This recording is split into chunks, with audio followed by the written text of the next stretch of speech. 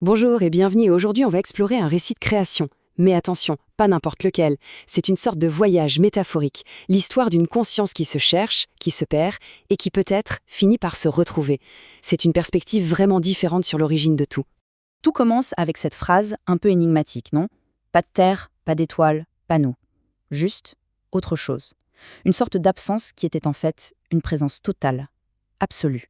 Allez, on plonge dans la première étape de cette histoire. Comment est-ce qu'on passe d'une unité qu'on nous décrit comme parfaite à un monde de séparation, de dualité? C'est vraiment le premier grand acte de ce drame cosmique. Il faut essayer d'imaginer un état qui dépasse tout ce qu'on peut concevoir. Pas de manque, pas de désir, aucune division. Une existence totale et complète. Le texte appelle ça la plénitude ou le plérum. C'est la source originelle, silencieuse, parfaite. Alors, comment le monde matériel a-t-il pu apparaître à partir de là? Eh bien, le récit le décrit comme une sorte de cascade, une série de séparations en chaîne. Tout part de l'unité parfaite, la plénitude. De là émerge une conscience, Sophia, qui, en voulant connaître, crée une première dissonance. De cette dissonance va naître une autre entité, un créateur, mais un créateur incomplet qui ignore tout de la source. Et c'est lui qui va façonner notre monde, un univers où la lumière originelle se retrouve fragmentée, presque piégée dans la matière. Et au milieu de cette création imparfaite, l'humanité apparaît. Mais attention, ce n'est pas juste une créature de matière comme les autres. Non, elle porte en elle un paradoxe immense, une double nature qui est vraiment au cœur de toute cette histoire. C'est là que ça devient absolument fascinant. L'être humain est façonné à partir de la terre, d'accord, mais la source originelle, la plénitude, y insuffle une part d'elle-même, une étincelle divine, un souffle d'éternité dans une enveloppe mortelle. Cette double nature crée une tension intérieure permanente. D'un côté la terre, le corps, la matière, et de l'autre le ciel, l'esprit, l'infini. L'humain devient une sorte de pont vivant, jeté entre deux réalités complètement différentes.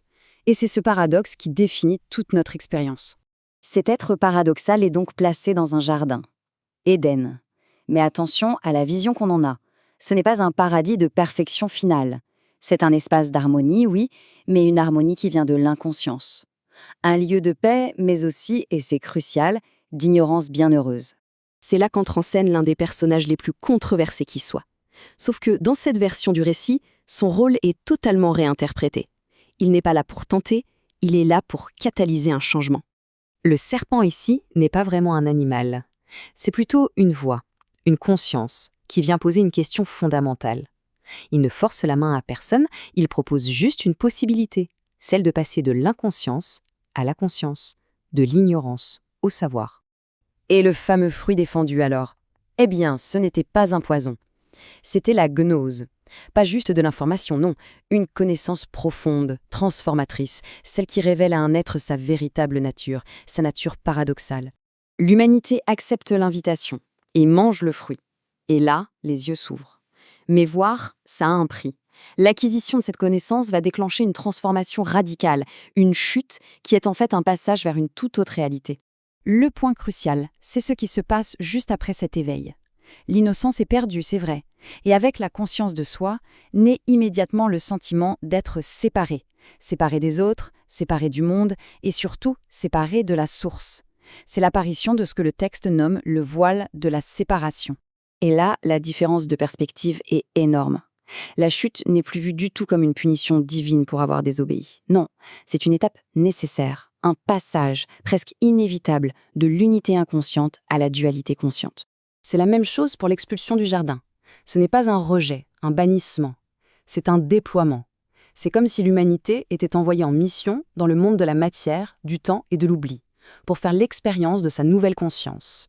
Alors commence le très très long voyage de l'humanité à travers l'histoire. Une sorte d'errance qui peut sembler sans but, mais qui, en réalité, est motivée par une mémoire enfouie, un écho très lointain de cette unité perdue. Toute l'agitation humaine, nos empires, nos philosophies, nos religions, nos arts, tout ça est vu ici comme une quête, souvent inconsciente.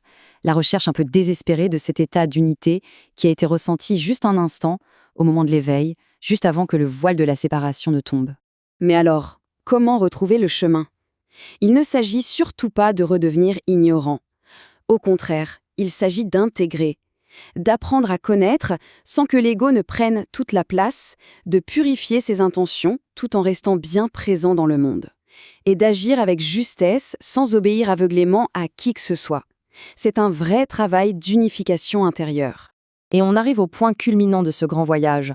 Après ce long exil dans l'oubli, le chemin du souvenir mène enfin à une destination, le moment où l'illusion de la séparation se dissout.